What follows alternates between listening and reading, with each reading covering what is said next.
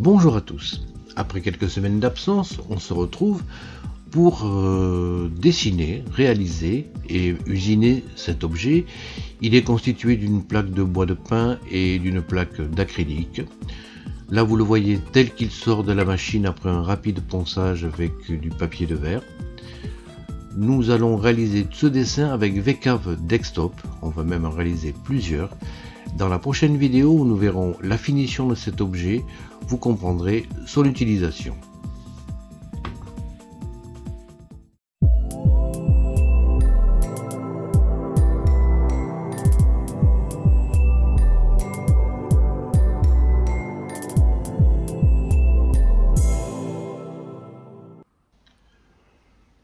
Voici donc les éléments qu'il va nous falloir pour faire cette réalisation. Ce sont des petites planches de 18 mm d'épaisseur qui font 15 cm de côté, et voici les plaques d'acrylique qui sont en 2 mm et demi d'épaisseur.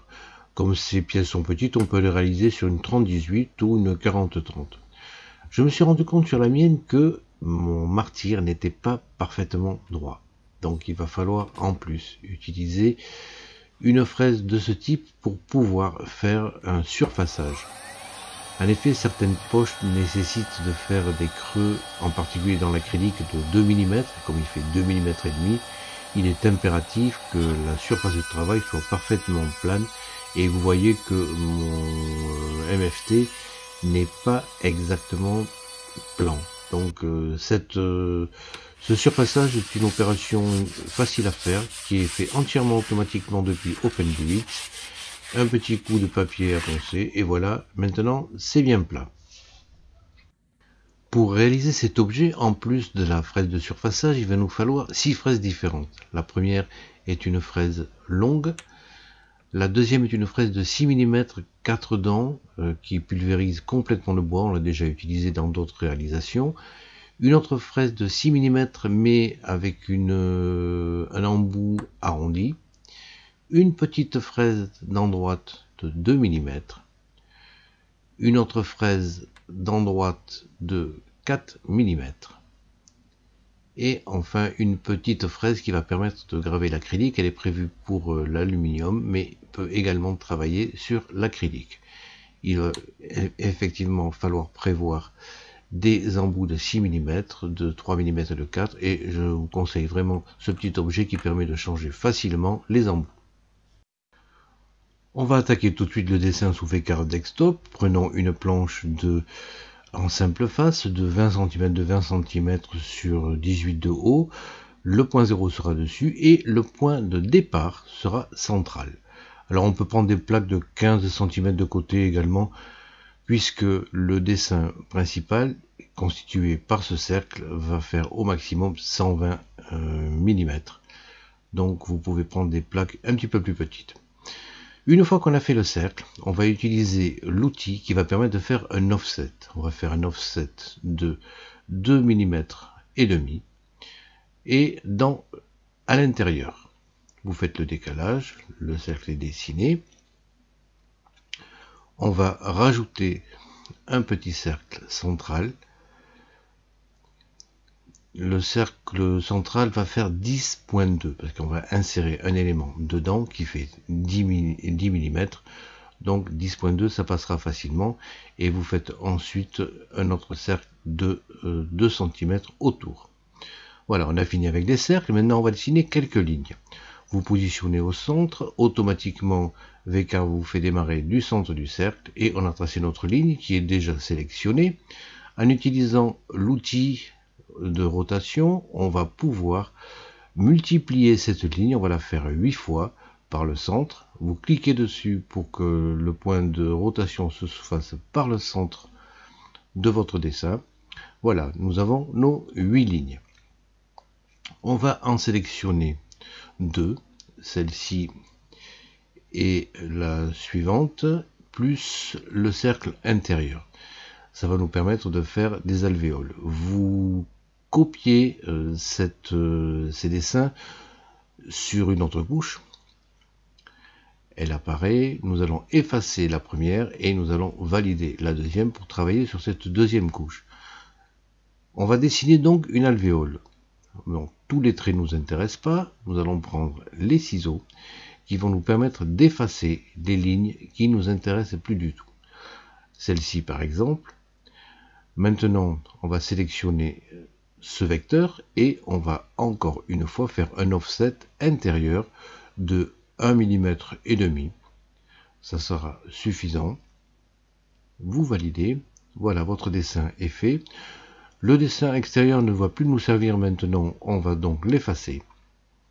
Et on va arrondir les points de ce vecteur. De ce côté-ci, on fait un petit rayon de 8.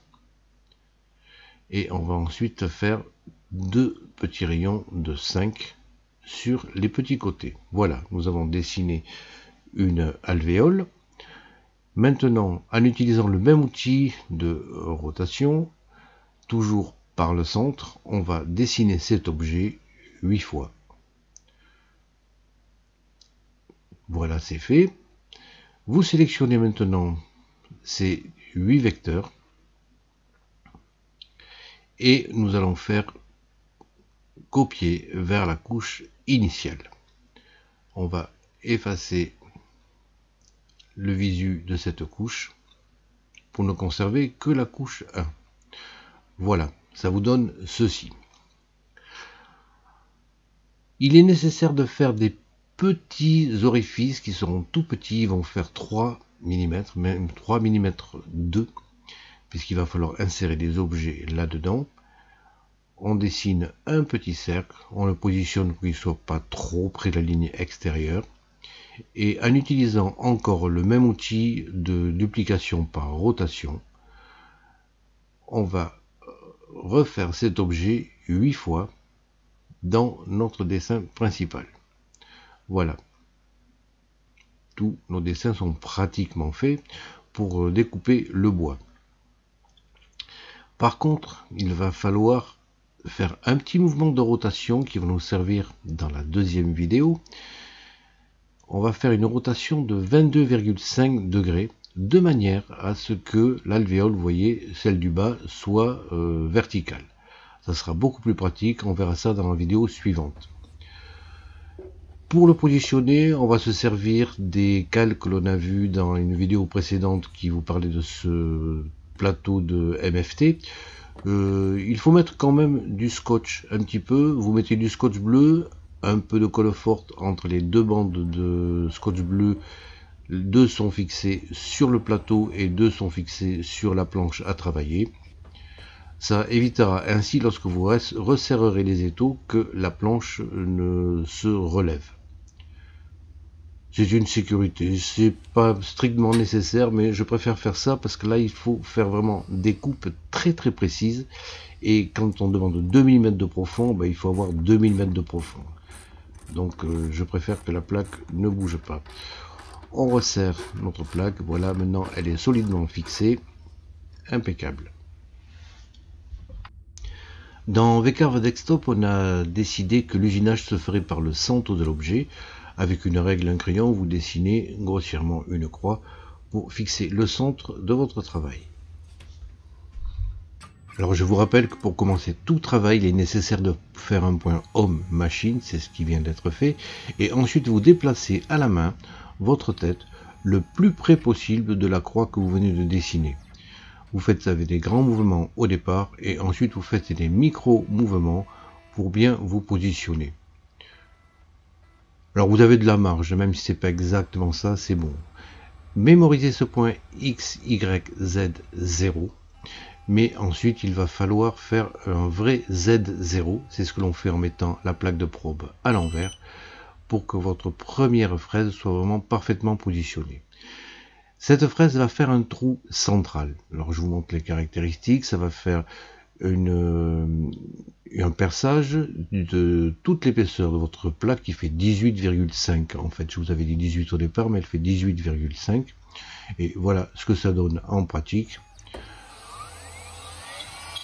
Alors, j'ai quelques vibrations à l'image parce que j'avais mis le pied de ma caméra trop près de l'établi et effectivement, il le touchait un peu.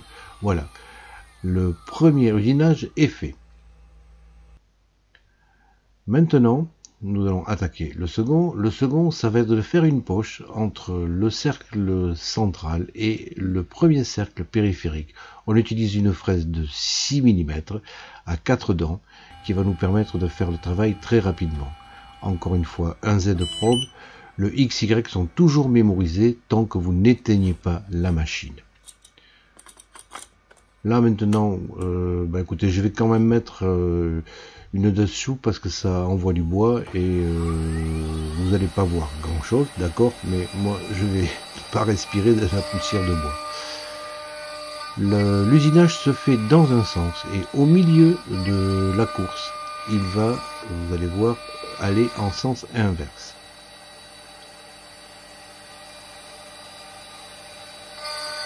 Voilà, l'usinage se réalise correctement. C'est terminé. Il n'y a pas trop de bavure et le fond est parfaitement plat comme vous pouvez le voir.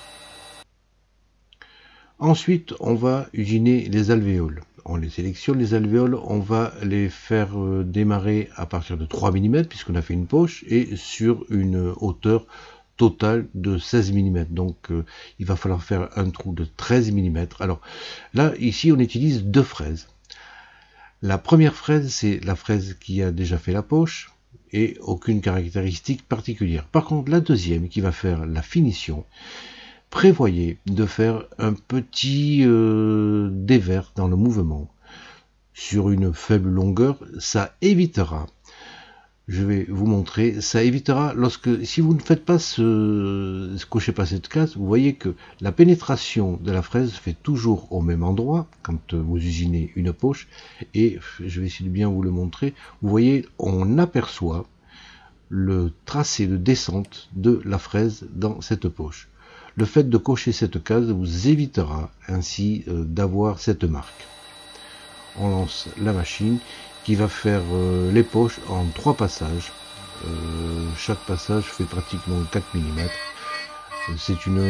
C'est la grosse fraise 2 dents plus 2 dents qui vous permet de travailler assez profondément dans le bois. Là, j'accélère un petit peu pour que vous voyez comment se fait le travail.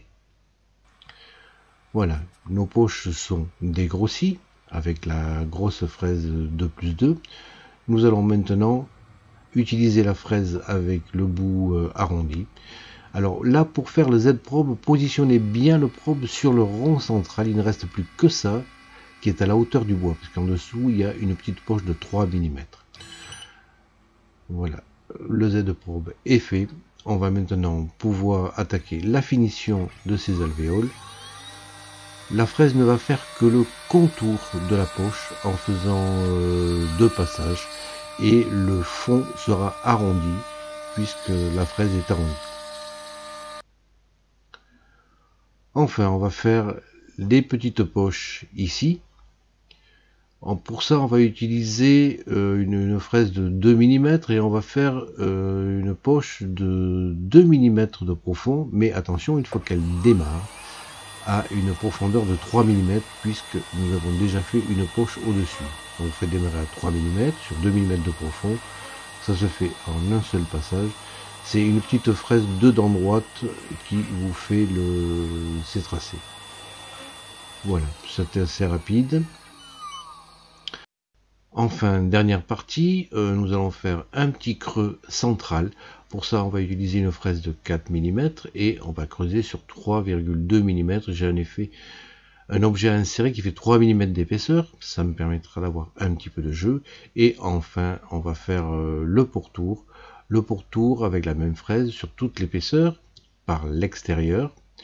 On va insérer des tenons pour que la pièce ne bouge pas lorsqu'on a fini le travail. 3 tenons, ça suffira. Et ici, il va falloir faire une petite rampe. Alors, toujours pour la même raison que je vous montrais tout à l'heure pour les poches, le fait de mettre une rampe évite de voir, comme vous pouvez le voir sur ce prototype, vous évite ce tracé. Il se fait toujours au même endroit et lors de la pénétration de la fraise, et ça se voit. Donc en faisant une rampe, vous voyez que la fraise démarre tout doucement et quand elle a atteint la profondeur de la rampe, hop, elle accélère. Mais ça vous évitera ainsi d'avoir un petit tracé disgracieux. Voilà, c'est terminé pour la plaque de bois. On peut maintenant la desserrer et la décoller. Voilà ce que ça donne. Alors il faut poncer un tout petit peu, mais ça se fait assez facilement. Vous retirez tout le scotch de manière à avoir un plateau propre.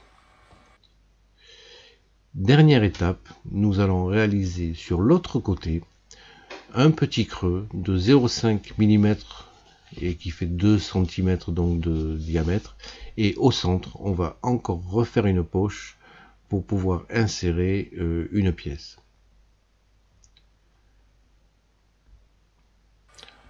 On repositionne maintenant la pièce. Alors vous pouvez découper les tenons avec un cutter ou avec une scie chinoise. Il se coupe assez facilement. Voilà. Vous le positionnez donc à l'envers de toutes les découpes. On repositionne encore une fois la fraise qui a servi à faire le premier trou à la main. Je vais changer de mandrin pour utiliser maintenant un mandrin de 4 mm. La fraise ayant fait le trou est une fraise de 3 mm. On fait un Z probe pour cette fraise et elle va réaliser une poche de 2 cm et ensuite un trou central un petit peu plus profond. Voilà, on a vu ensemble toutes les étapes nécessaires pour faire cette pièce en bois. Alors vous voyez qu'on a encore recoincé la pièce avec les étaux. Ils sont vraiment très pratiques pour mettre vos pièces en place. La partie bois est terminée. On va faire maintenant l'acrylique. Sélectionnez ce cercle, pas celui qui est à l'extérieur, mais le cercle interne. Alors pour sélectionner plusieurs éléments, vous laissez Shift et vous faites votre sélection. On sélectionne 4 trous et le trou de 2 cm. Vous allez copier maintenant ça vers une nouvelle couche.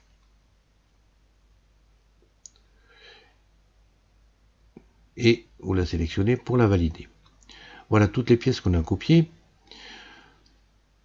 Là, le cercle extérieur, il fait, on va le diminuer de 1 mm. Il va s'insérer dans la pièce en bois. Il rentrera ainsi plus facilement. De même que celui-ci, qui va s'insérer au centre de la pièce en bois, on va lui l'augmenter de 1 mm. En laissant un petit peu de jeu, les deux pièces pourront coulisser plus facilement. Cette pièce-là, on va faire un miroir vertical. On a déjà vu l'utilisation de cet outil qui est assez puissant. Là, ici, on va utiliser le bouton miroir vertical et on va effacer la copie d'origine puisque je veux uniquement cette pièce vers le bas. Une fois en place, avec l'outil créer des liaisons, on va modifier l'arrondi. Alors vous vous déplacez jusqu'à ce que vous voyez une petite croix qui vous permet de l'annuler. Là maintenant on va faire un arrondi de 10 mm et vous recliquez avec ce même outil. Bon, un dernier petit détail maintenant, on va dessiner une ligne. Alors avec Vecardexo c'est assez facile, vous vous positionnez près d'un cercle et automatiquement il le fait passer votre trait par le centre du cercle. C'est très facile pour se repérer. Voilà, votre ligne est faite. On va maintenant la mettre en miroir avec l'outil miroir qu'on vient de voir précédemment. Mais cette fois-ci, on va le faire aller vers la droite ou la gauche. Alors si on clique à droite, vous voyez que la flèche va à droite, mais là maintenant il faut garder l'original, donc on va valider, garder la copie miroir, et on va le faire aller sur la droite. On a ainsi un tracé de chaque côté. Dessinons un cercle un petit peu plus grand, on va faire un cercle de 33 mm.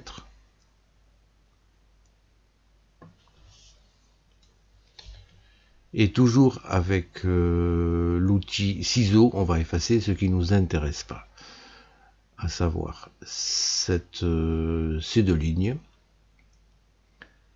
le centre également, et on va finir par effacer complètement ces lignes, bon, pour que ce soit plus propre. on va sortir également ces deux petits bouts de ligne dans les cercles inférieurs. Voilà, c'est terminé. On a dessiné les vecteurs pour le PVC. Maintenant, le parcours d'outils. Dans le parcours d'outils, il y a un premier parcours d'outils qui fait ces deux petits trous en bas et en haut. Ce sont des perçages de poche de 2 mm de hauteur. On fait ça avec une fraise de finition de 2 mm. Et alors, pour l'acrylique, dans les vitesses, je vous conseille vraiment d'utiliser en fait des vitesses très faibles, 10 000. Lorsque vous faites des toutes petites poches, on va voir ce qui va se passer si vous ne respectez pas ces vitesses. Le deuxième tracé, on va faire une petite poche à ce niveau.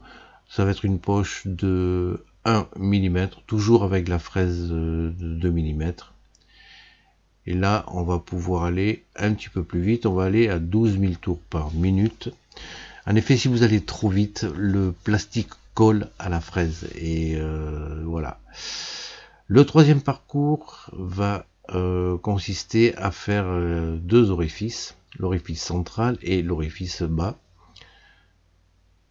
On va creuser sur toute l'épaisseur, il fait 2 mm et demi, mais je mets 3 mm pour être sûr qu'il traverse complètement le PVC. On va faire les parcours par l'intérieur et on va utiliser encore 12 000 en vitesse de rotation. Enfin, le dernier parcours, c'est l'extérieur. Pour ce parcours-là, pareil, sur toute la hauteur, avec la même fraise de 2 mm qui va tourner toujours à 12 000. Et là, cette fois-ci, on va choisir un parcours externe au tracé. Voilà, c'est terminé. Alors vraiment, le fait d'utiliser des vitesses lentes, là, je fais par exemple l'essai d'une petite poche, là, les toutes petites poches, en faisant tourner la fraise, comme préconisé pour l'utilisation de ce type de fraise, à 24 000. Et vous allez voir ce que ça donne. Il y a un échauffement, en fait, causé par la vitesse trop importante. Et vous voyez que l'acrylique vient se coller sur la fraise. Alors au début, ça fait bien un trou de la largeur de la fraise, mais au bout d'un moment, ça fait un trou beaucoup plus large. Vous voyez bien qu'il y a une cône de plastique, et c'est vraiment embêtant pour la précision. Maintenant, en diminuant la vitesse de rotation, le plastique est projeté un petit peu tout autour. Il ne colle pas à la fraise. Là, le parcours se fait donc avec une vitesse de 10 000 tours par minute. Le précédent, c'était 24 000 tours. Et vous voyez que là, à cette vitesse-là, le plastique ne chauffe pas trop et en fait est éjecté de la fraise. Voilà, ça, faites-y attention lorsque vous faites les toutes petites poches. Pour les poches plus importantes, là j'ai mis une vitesse de 12 000 parce que ça n'accrochait pas, mais on peut aller même un peu au-delà. Enfin, comme à 12 000, ça n'accrochait pas sur la fraise, j'ai laissé 12 000 tours par minute. Là, ça a fait la poche centrale et maintenant c'est en train de faire les orifices. Utilisez là-dessous pour tous vos travaux d'usinage parce que vous voyez vraiment ça contient complètement toutes les projections. Enfin, on va faire le dernier tracé qui est la coupe externe. Toujours à la vitesse de 12 000. Entre chaque tracé, vérifiez s'il n'y a pas un petit peu de résidu d'acrylique qui s'est fixé à la fraise. Là, avec ces vitesses-là, je n'en ai pas eu et je vous conseille vraiment d'utiliser ce type de vitesse lorsque vous usinez l'acrylique. Ça sera beaucoup plus propre et vous éviterez des problèmes. Vous comprenez mieux maintenant le problème du surfaçage nécessaire sur cette machine. En effet, pour faire des poches très petites comme celle-ci, c'est une poche de 2 mm de profond sur une plaque qui fait 2 mm et demi d'épaisseur. Il est nécessaire d'avoir un plateau parfait et une machine très précise. Voilà, on en a terminé avec cette vidéo qui était dédiée à V-Carve. Alors cet objet a quelques petites subtilités, notamment la possibilité avec cette encoche de soulever la plaque d'acrylique qui a un cache central. Elle peut tourner très librement dans la partie en bois. La partie en bois contient des alvéoles qui sont arrondies. Il y a un trou central avec un axe et de l'autre côté également un perçage. Nous allons voir dans la prochaine vidéo qui sera consacrée à la création d'objets pour la CNC, la finition de cet usinage et son utilisation. Allez, je vous dis à la prochaine.